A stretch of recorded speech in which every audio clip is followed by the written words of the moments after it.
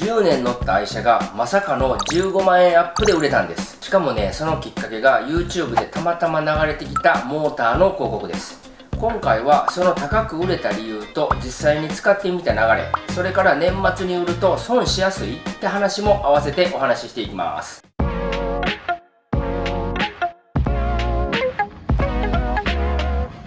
私たちが乗っていたのはスバルの XV という SUV です。走りも安定していてアウトドアにもぴったりの車でしたが、新車から約10年、あちこちに不調が出始めた頃、今のキャンピングカーのカヌレと出会いました。納車日が決まったタイミングでいよいよ手放すかと売却に動き始めたんです。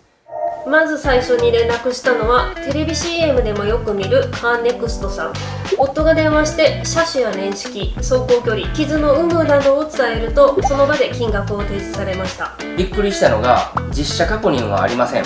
今ご提示した金額が正式な査定額ですって言われたこと。見ないで決まんのって思わず言いそうになりました。ただ時間がない方やすぐに売りたい方にはこういうスピード買取型の仕組みも便利かもしれません。ちなみにこの金額は1年前にスバルの営業さんに言われた下取りの目安額と大体同じぐらいでした。なのでやっぱこんなもんなんかと当時はちょっと納得しかけてたんです。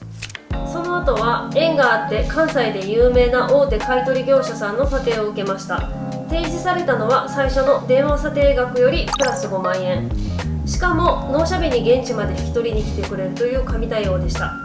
これは楽だし、もうここで決めようかなとそう思っていました。でもその数日後、 YouTube を流し見していた時に目に飛び込んできたのがモーターの一括査定 CM。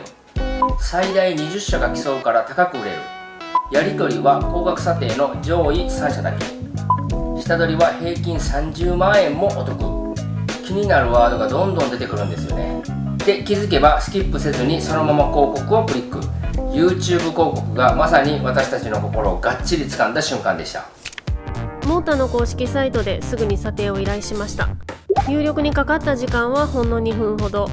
車種、年式、走行距離などざっくりとした情報を入れるだけで完了します。こんなに簡単で金額が出るならきっと後から下がるんじゃないかなと、そんな風に思いながら申し込んだんですが、その日の夕方にはなんと5店舗から査定額の提示があったというお知らせメールが届きました。さらに上位3社の情報と査定額をオンラインで一括チェック。最初の電話査定と同じぐらいの額からなんと最大プラス30万円の提示もありました。ちなみにモータから届いたメールにはこんな注意書きがありました。モータの事務局では原車確認のキャンセルは受け付けておらず、キャンセルしたい場合は直接その買取店に連絡する必要があるとのこと。つまり出張査定をお願いするかどうかは申し込み時点でしっかり考えておいた方がスムーズです。そこからの流れは上位3社から電話がかかってきてスケジュールを調整。私たちは自宅に来てもらって実車査定をしてもらいました。1社の日時が決まると同じ時間に査定したいとかもっと早く査定行きたいっていう連絡が次々と来て、競争の空気がすごかったです。実際の査定時間は1社あたり1時間ほど。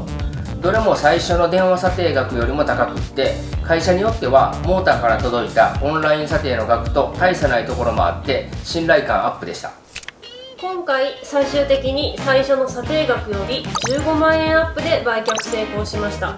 納車前日に無事に引き渡しをして手続き完了。お金も指定口座に後日ちゃんと振り込まれました。